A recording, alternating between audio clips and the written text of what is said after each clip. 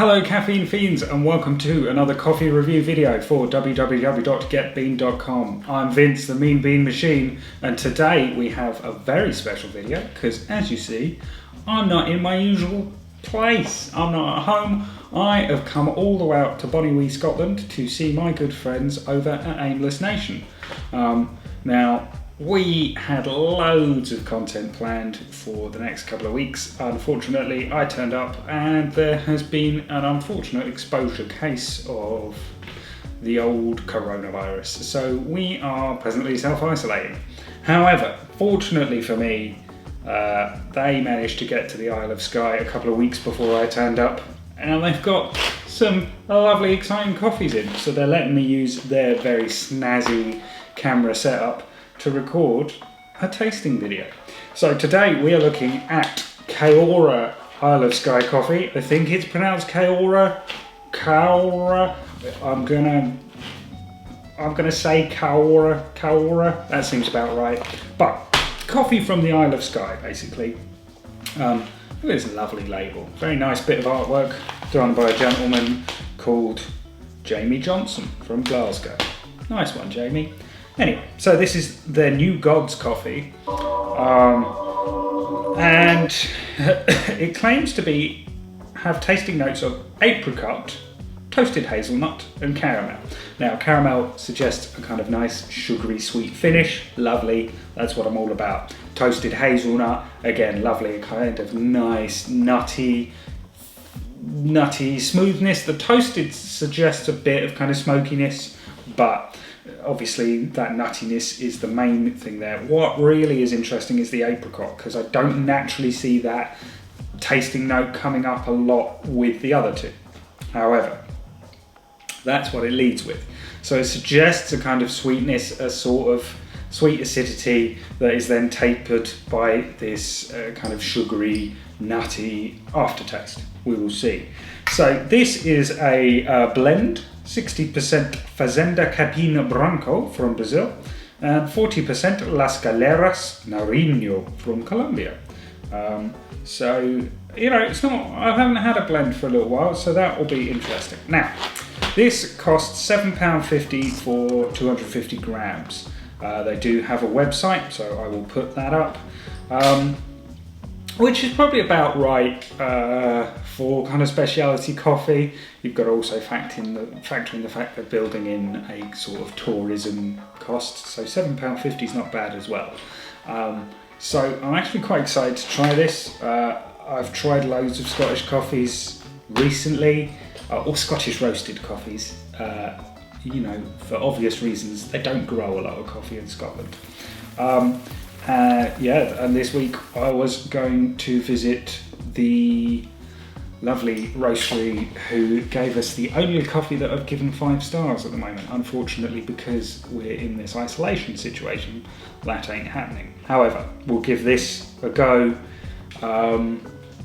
as an espresso shot and then as a latte, and we'll see what we think.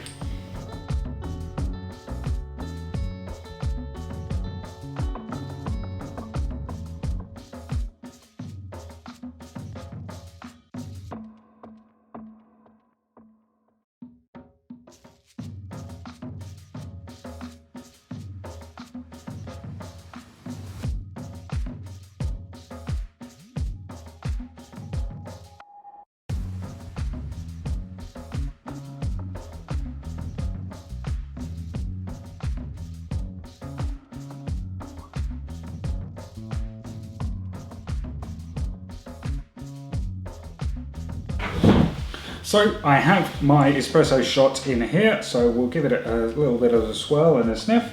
It's come out with a nice, strong crema actually. And you sniff it and that fruity, apricotty, sorry. Don't know why I went American then. The fruity, apricotty smell is definitely there. A real fruitiness actually, which is very interesting. That kind of nice, sweet high tone. So we'll give it a sip, see if that comes through taste-wise.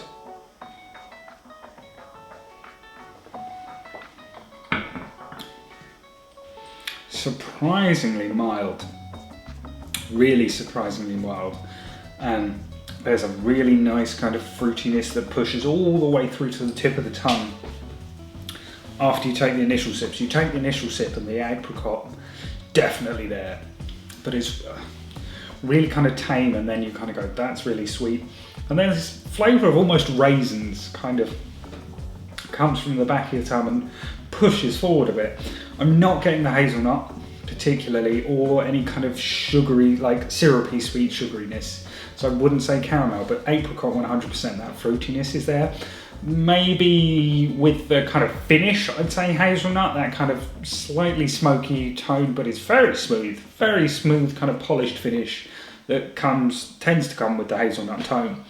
But wow, that apricot flavour is definitely there. You kind of go, that's the overpowering force of that kind of those tasting notes. So wow, that's really fruity and really delightful actually.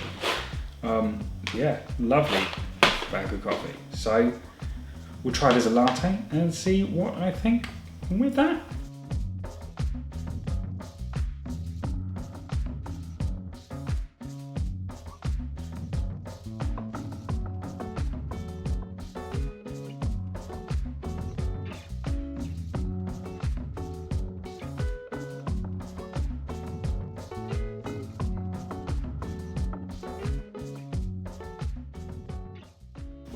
So I've now made it as a latte. I'm really actually quite happy with my pour. So we'll see if that kind of caramel flavour comes through anymore, if the apricot is pulled back or is still kind of stays at the fore. I'd imagine that sweetness might come through a bit more. We will see.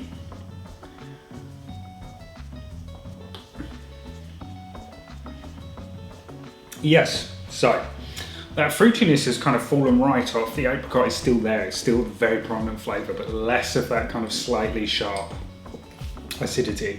And then the caramel, I guess, pushes through. That sweetness has become more sugary, more syrupy, more caramelly.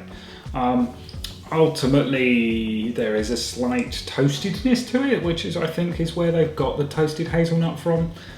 But that's not really a prominent flavour. You kind of go, oh, that finish is smooth and there's a slight kind of smokiness on the tongue. But ultimately, I think they've really kind of nailed the tasting notes there really well. I'm not going to go away and kind of give you my final thoughts from my book because I don't have my book with me, my little tasting notes book. But I would rate that really highly. And I think the specialty coffee scene in Scotland is really amazing at the moment, and I would rate that as one of my favoured coffees out of the ones you've seen. I won't give it a star rating, but it would be up there. And I'm going to go away and enjoy this and make another one for my friends over at Aimless Nation and see what their thoughts are. But thank you very much for watching. Do hit those like and subscribe buttons, and hopefully I'll be out of isolation soon, and we'll see you soon. Take care. Bye bye.